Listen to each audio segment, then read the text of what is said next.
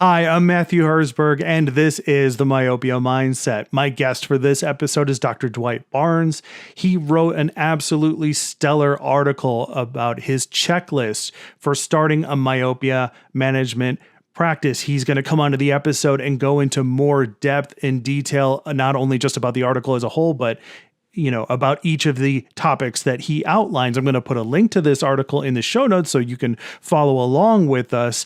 The regular version of this episode will be about 30 minutes or so, but if you're one of our supporters, if you went to myopiamindset.substack.com, you're going to get an additional 30 minutes of this episode.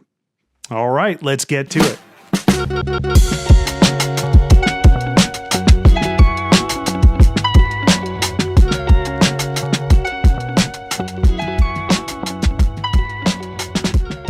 All right, welcome back to the Myopia Mindset. This is a podcast where myopia matters, but what also matters is the mindset, the frame of mind, what's in the head of those experts, those orthokeratologists that are doing myopia management every day and doing it at the top of their game.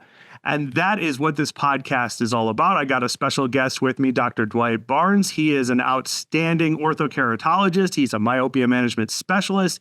He's a fellow with the American Academy of Orthokeratology and Myopia Control. He's a board member of the FIAOMC, and he is frequently on stage speaking about all sorts of topics related to myopia management and orthokeratology.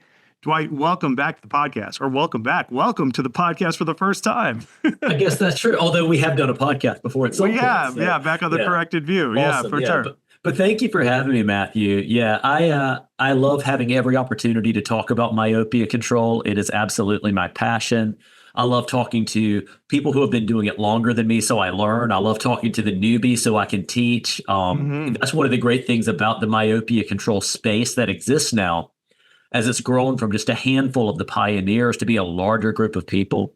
It's that camaraderie, that sense of teamwork where you do get people who want to see their colleagues succeed and they want to provide their pearls of wisdom to help others to improve their game. So yeah, for sure. I love what you said, because in my very first episode, I said, a lot of people ask me what's the secret to orthocare myopia management, and there is no secret. It's not being withheld by the people who are doing it successfully. And Dwight is a perfect example of that. He is open to questions. He loves to talk about this stuff. Sure. No matter your familiarity, no matter your skill level, he, if you see him at a meeting, definitely grab him and start asking him questions. Yep.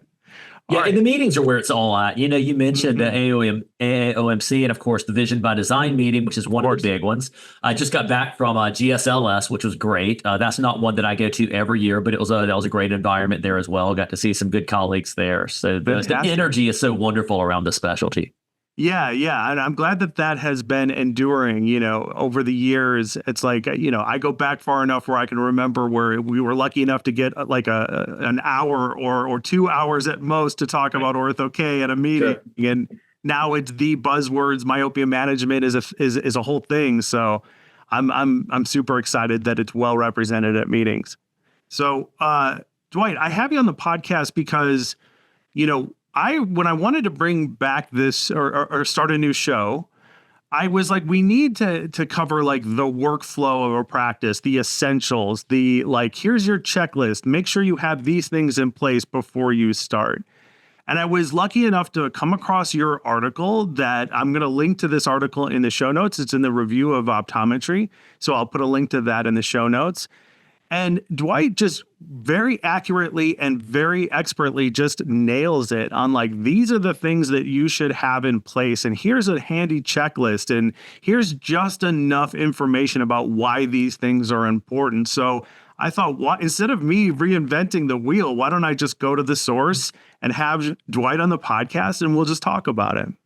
Cool. And I really loved writing that article. I was approached by the publishers from Review of Optometry with the idea to write an article. And as we started talking about an article that would help someone get started, or maybe someone who has started, but they haven't gained traction yet, they haven't really learned to kind of make this thing explode.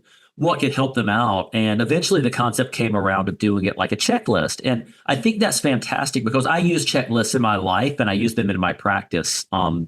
There's a book called The Checklist Manifesto, and basically it details, when you have complicated things where accuracy and detail is important. An example is like a plane's getting ready to take off. Right. Well, they don't take off until they run down this checklist, and it's the things that they've done hundreds of times, but they check every last one off to make sure that plane is ready to get to its destination safely and keep everyone on board comfortable and safe. And it's the same thing if it's important. You make it a priority and create an organization about it. So an example of how we use checklists in our office is we're electronic records like everyone is these days, but there is a sheet of paper, and this could be a laminated sheet you use over and over, or it could be an actual sheet, and it follows the patient around with their information. It has everything that we know that our technicians need to do. It has all the information that needs to be gathered. It has the things that we as doctors need to do. And by the time it gets around to the optical or to the person at the front desk who's checking them out, we've put things on there that are important for that patient, and it might be from the optical side, unrelated to myopia management, that this person, needs a separate pair of sunglasses. And we want to make sure that that's talked about. So we've mentioned it in the exam room. And when it gets to the optical, they know we've done that. If it's for orthokeratology, right, this is when they need to have their follow-up appointment. And so if I don't make that verbally clear, it's there in writing. And that's important that it happens. Follow-ups matter. So we make sure it happens. And so the idea of structuring this information as a checklist, I think it simplifies a complex topic. I think it makes it less intimidating for someone. Yeah, I love everything that you said. And I would also add, it sounds very empowering to have that in place, because it isn't just you, the doctor, it's also your key staff members that are involved in your myopia management program. And you are taking something, and I've been in practices where they have not really nailed these things down. And I'm looking at them going like, why didn't you figure this out ahead of time? And they just didn't. And it's like having a way to make a simple and effective checklist that empowers you and your staff, I think is absolutely brilliant. Sure. So let's go through it, because, we're not going to repeat the entire article. That's why I put a link to it, because it's a great article. Joe, go check it out. Go read it. But I want to cover some highlights about the different sections of it. And the first one that stuck out to me is in the introduction, where you said that myopia management provides a fun challenge and a change of pace. And that's the note I want to start on. Like, how is myopia management ortho-K fun for you? And what is it added to your practice? Like, why do you wake up every day and like, I get to do myopia management? Absolutely. I think there's a couple reasons for that. So I have, and I may have shared this with you at some point, Matt, but I have a personal story with that. I grew up, I'm 49 years old. So I grew up at a time where myopia management was not a thing. We knew that there were nearsighted kids. We knew they tended to get worse, and we knew that that wasn't a good thing, both in terms of quality of life and in terms of eye health. And there were concepts, maybe this would help, maybe that. For a while they fit just a regular standard, regular GP lens during the day. Maybe it would help. It didn't, but it was a nice effort at the time before they learned about ortho-K. And then these practitioners that were the early folks, guys like Somi O and Carrie Herzberg and, Paul Levine and some of these people, Caroline Kalki, so many, I couldn't list them all, Eddie Chow, that started fitting them and learned about it. But growing up as a child who got more nearsighted every year, watching, my parents made me worry about, okay, oh my gosh, how high is this prescription going to go? And to give you some context, I got up to a minus 1250, Matt. That's a really high prescription. My axial length is over 29 millimeters. And for those of you who do Myoptometry, that is an outstandingly long eye. And I don't get a prize for that. That's not a good thing, right? So, lattice degeneration and laser, fortunately no retinal detachment, but I've had lasers and I'm a pseudofake at 49 years old because if you don't know this already, high myopes get cataracts earlier too. So I understand that part of it. And so being able to answer the question that I got from patients so many times, Doc, my child gets more nearsighted every year. What can we do? And it's like a light bulb going off when you realize the answer doesn't have to be, sorry, that's just what kids do. And I answered it that way. Most docs who do myopia management, who have been doing optometry for a while, have answered the question that way, because until you learn more about it, you don't have an option for them. You don't have a solution. So it's a very unsatisfactory answer to give. And it feels much more satisfactory to say, hey, look, this is a problem. This is why it matters. And this is what we do about it. This is what we do here in my practice, where you're in the right place. We know what we're doing. Yes. And so that's the reason I get excited about it. You mentioned a fun challenge. I think that's because you can get as invested into it as you want to. One of the points I made further down in the article is getting low-hanging fruit. You've never fit an ortho-K lens. You really want to fit one. Okay, well, if you're going to grab somebody who's a -7, -2.5 cylinder, that is not your place to start with. And I think that's common sense, but people are so ready to get going. They want to grab whatever patient comes in, and you can get there. If you dream it, you can do it with ortho-K to for the most part, unless there's something, a physical, a pathology holding you back, or a non-compliant patient. But start with that -3, -350, basically spherical, pretty normal cornea, the bread and butter patients, and grab that low-hanging fruit, and grab the next one, and grab the next one. And then when you've done 5 or 6 or 10 of those, then you start to learn, okay, what if I did handle more astigmatism? What if I branched out into a more complex design? How much myopia could I theoretically correct overnight? Yeah. And that's where it gets fun, because you challenge yourself at the pace with which you can handle taking on another challenge. Yeah, and I've heard so many stories of docs who their first ortho-K case was one that you were describing that was like not impossible, but just a bit out of reach, Right. And it's like, don't make this harder on yourself than it has to be. Like, that is an easy way to spin out, because this is so new. Ortho-K specifically has rabbit holes within rabbit holes within rabbit holes. There's so much creative troubleshooting you have to do. So, like, don't make this harder for yourself than it has to be. I love it. Absolutely. I love it. So the very first point that you make is about equipment needed, and we're talking about topographers and axial length. And I thought this was interesting, because I don't disagree with you that this is the first thing, but I was wondering why this instead of acquiring knowledge, which was the next thing on the list. Like acquiring knowledge meaning like get educated, take classes, go to Vision by Design, for instance. So why start with the topographer? Well, I think there's a few reasons there. And I don't think it's so much that it's wrong to acquire the knowledge first. Maybe it depends a little on how you're wired in terms of your learning capability. It's hard to put where to acquire knowledge anywhere in that article, because it's a continuous thing. I mean, there's a reason why you go to Vision by Design and you see people who, for lack of a better word, invented orthokeratology. And they're not just giving lectures, they're listening to lectures, because there's always more to learn. So to me, yes, you need to get the basics somewhere. You have to start. Don't start with the most advanced course you can find, because they're going to be talking about troubleshooting. Again, those cases, like I mentioned, the -7 cases that are in those advanced lectures, you need to start with that low-hanging fruit. But once you get the basics, then you want to layer on top of that. You want to learn about, okay, now I know how to design an ortho-K lens. How do I make it more optimized for myopia management so I get a better result for my patient? And then you layer on top of that, what if I have a limbus to limbus high corneal cylinder? What do I do to try to fit that? So it's an ongoing, never-ending learning process. And even when you think you've learned a lot, a new technology comes out. Somebody does a study and you're just like, wait, that contradicts everything I know. I have to learn about that now as well. Yeah. Yeah, that's a great point. And also, like, if you do start with the topographer, you're ready. Getting this equipment is making a significant investment. I can remember a time where, there were docs out there who were like, oh, you can do ortho-K without a topographer. And I was like, no, you shouldn't. Right, exactly. Well, if you're lucky enough that your first lens works, and you never end up having to troubleshoot that patient ever, and I guess there are patients like that, theoretically, could you? Yes, but you'll never build any volume. You'll never build any real expertise on it. Another reason I think is talking about doing the learning aspect, gaining the knowledge in stages. The very, very initial stages can be incredibly quick. You pick a design, and there's so many, and they're all great in their own way. And you pick one, hopefully one that has a quicker learning curve. You gain the knowledge on that by going through their certification.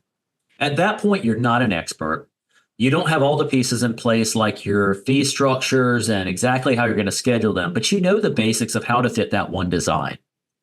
That process can be an hour or two.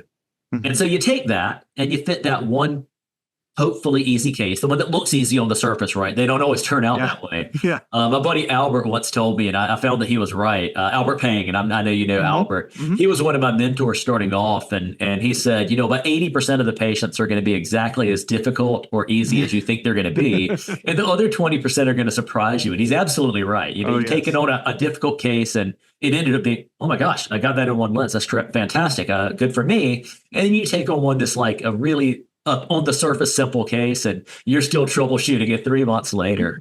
But that initial knowledge can be very, very quick. And I think it's just important to kind of have that reminder to yourself, okay, I know how to get started, and I fit a lens, and maybe I fit two lenses, and don't stop there because there's so much more to learn. Right. Right. And now that like the topographer, it's like undisputed that it's, Right. the standard of care. And now we're looking at axial length and measuring that. And the future of the standard of care involves axial length as well. So are you taking topography captures and doing axial length on every single pediatric patient that's coming through your door? I'm getting the axial length on every kid. Hmm. And that was an interesting evolution as well. So my office moved from a smaller space that we had outgrown for years, and that's how it works. Sometimes it takes you a while to take that step, to a larger space where we do have space. And space is a premium, especially if you're in a big city, where real estate's tough. And so many of our practices end up challenging themselves with the space constrictions, right? You just don't have enough room. So it took us a while to get to the point, even though I believed in it, to doing axial length on all pediatric patients. We did end up implementing that. Now, for the topography, we'll get that if we think we're moving toward myopia management.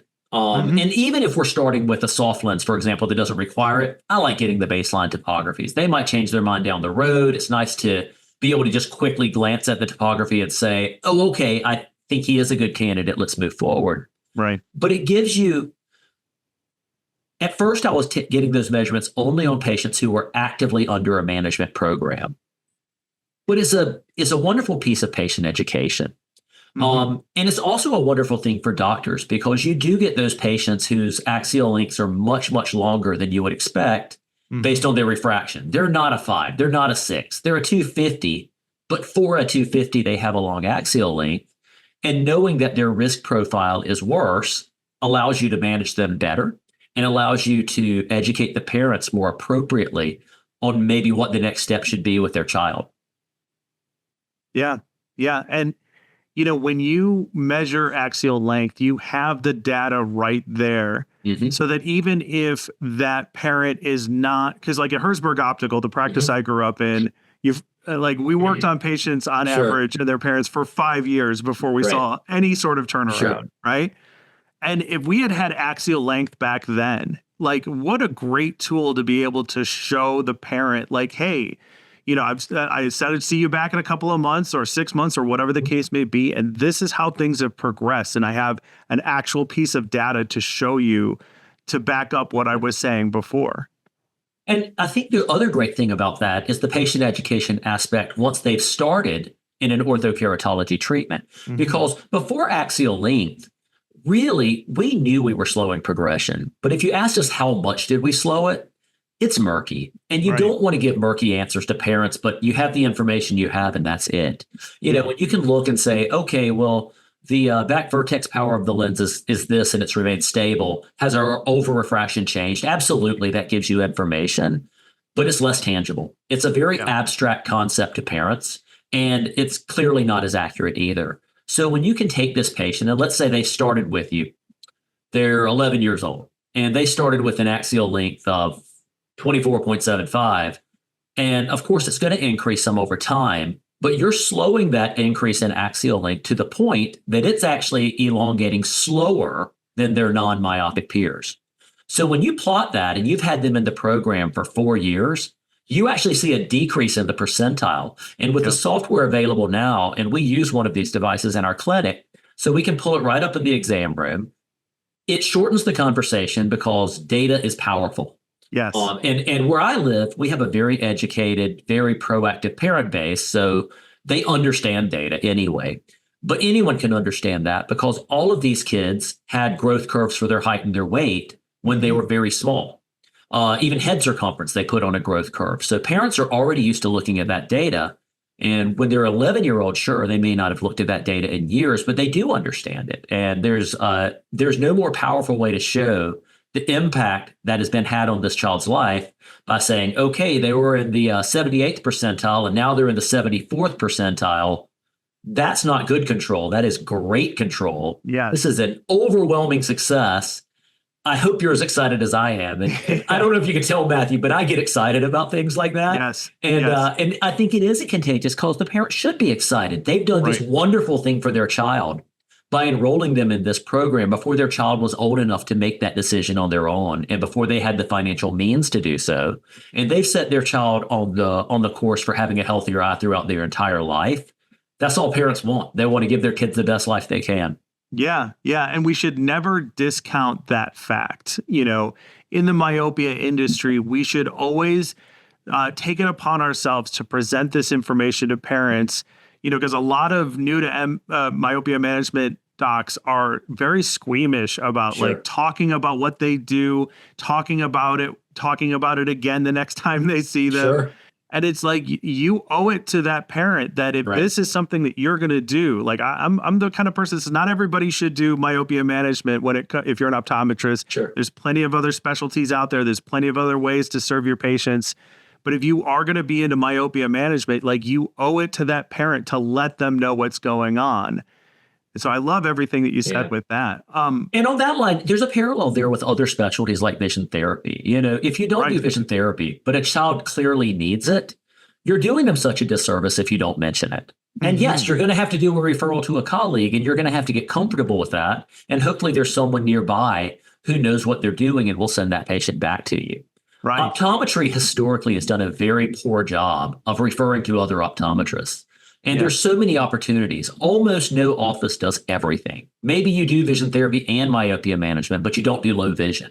Maybe you do dry eye management and you do myopia management, but you don't do vision therapy. So we should be utilizing each other. If it's in the patient's best interest, they need to hear it from their primary care optometrist. And then they can take that information. And if you don't offer that specialty, they can go elsewhere. Right. Yes. And it's really plagued optometry for the longest time. And it's always seemed like I get the fundamental fear of like losing a patient, but there's a greater need here in your patient's health. Like you are a healthcare giver, like you provide care for your patients. Yeah. So I love everything you said. Sure. In the article, you mentioned that when you started out with equipment, you had a used topographer and it wasn't the most up-to-date piece of technology. And we are very lucky today because we have so many wonderful, new, exciting pieces of advanced technology when it comes to, orthokeratology, like topography and axial length and whatnot. And, a lot of the practices that I've been in over the last couple of years, because the private practice owner, I think that dynamic is shrinking. There's a lot more associate doctors. There's a lot more kids coming out of optometry school saddled with debt, and it's difficult for them to, buy in or start their own private practice.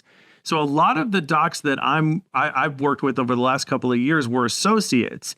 And when I would tell them about how important axial length is, they would say, well, I have to get approval to do that. Do you have any tips or advice on how they might be able to do that, like to pitch that concept to them? I think the best way hopefully you work with a doctor who's open-minded about myopia management, but not everyone is. And I understand that. If they're not, business owners, you always want to put the patient's best interest first, but you do have to worry about the bottom line. Ultimately, when you've paid all your expenses, there has to be money left over in the bank account. And so there is a return on investment for this technology. Taking topography for an example, right? If you can fit orthokeratology, that does drive revenue. It helps patients and drives revenue. It's a win-win. This is the scleral lens podcast, but the same thing. Scleral lenses can drive revenue. You need a topographer for that as well. And so it's the same thing with axial length. You need to be able to put together a proposal that says, hey, we're converting X number of patients or X percentage of patients who would benefit from this technology. If we presented axial length data to every patient who needed that data presented, who every patient who's myopic or trended toward myopia, how much would that potentially change our conversion rate? And common sense would dictate that it will change it, right? So all of a sudden you do more fits, your fits are probably more successful because you're able to track how well they're working. You're able to illustrate that information to the parents. More people stay in the programs as opposed to dropping out after a couple of years when maybe it would benefit the patient to be in it longer. I think that's really the way to do it, is say, hey, this is going to provide better care. It's going to make me a better doctor, and it's going to ultimately make the practice a bit more money as well. Yeah. Yeah, definitely position that long-term approach. Like when I was the executive director for the AAOMC back in the early days, when I would go to conferences and I would talk with associate doctors who would say, well, I don't think the practice owner is going to be that interested in bringing in Ortho-K at the time. What can I do? And I said, well, establish that you're going to be bringing in a completely new revenue stream into that practice. And it's a revenue stream that is untouchable by like the online glasses and contacts element. Right. And it creates a sense of ultimate loyalty with your patients. Like if you've got Dr. Barnes as your optometrist and he's super excited that you've made progress and he's invested in your child, like you love him, you love the practice, your family's going to be going to see him, for a long time. Like it builds that kind of patient loyalty.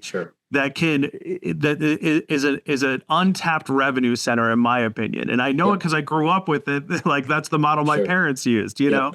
And kids and parents do get excited about the technology, even if they're a little fearful to start with, and there can be fear from parents. They don't understand it. They've heard the term. They don't know what it is. It requires a more nuanced explanation. And then they really need to be explained, okay, this is what's involved. These are your financial costs. These are your commitments, number of visits.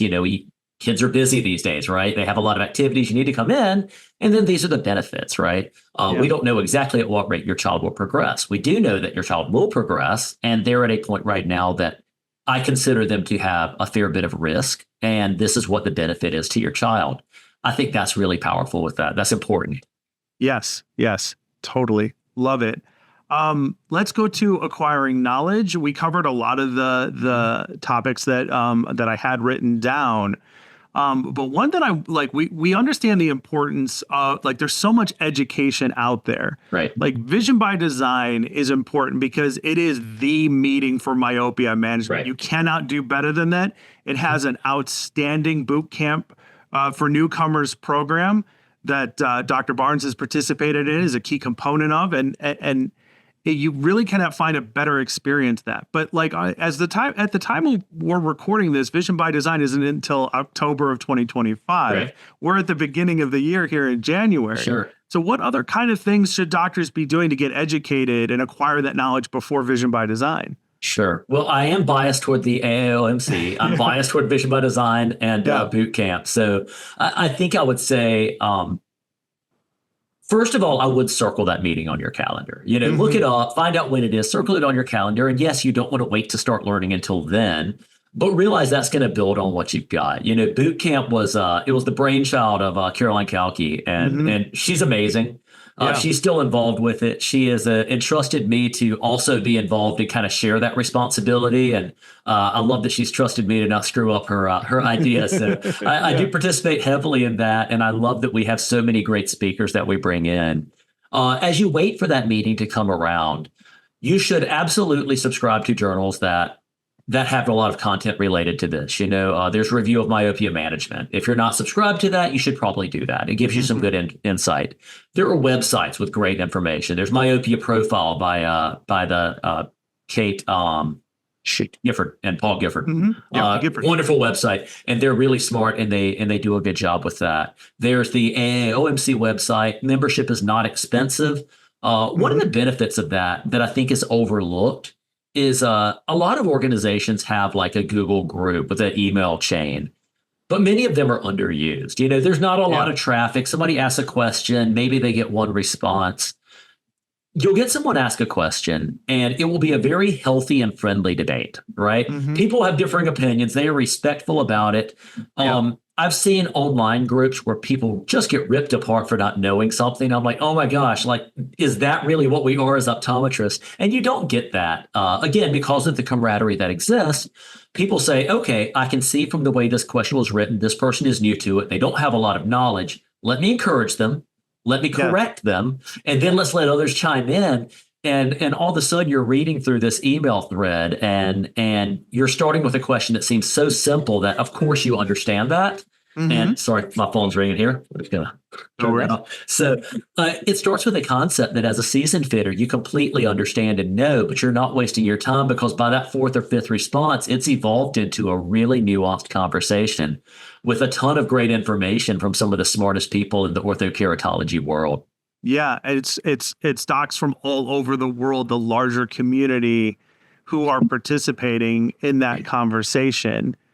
In the article, you had mentioned that you had also sought out or had the benefit thereof of mentors to help you go over cases and teach you things. Like, what is a great way to find a mentor? Is that through the AAOMC? Is it like if somebody has identified somebody they want to approach as a mentor, what kind of questions should they be asking to get them? Sure. Yeah, I've been on both sides of that. And it's fun on both ends to learn from somebody. All right, well, that's it for this regular version of the episode, but the discussion doesn't stop here. It actually continues in an extended version of this episode, which is available to our Substack supporters. You can, if you're interested in getting the rest of the episode, consider becoming a paid supporter of the Myopia Mindset. In addition to an extended version of this episode and every other episode that we do, you'll also get access to exclusive monthly bonus episodes of the Myopia Mindset. And I know you're interested. You've made it this far.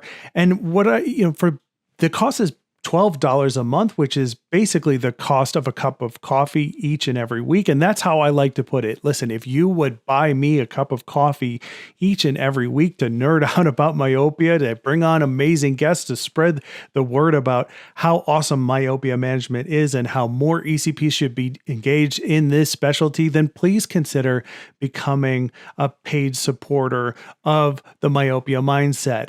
You can do so on our Substack. myopiamindset.substack.com is how you do that. Thank you so much for your consideration. I'll see you at the next one.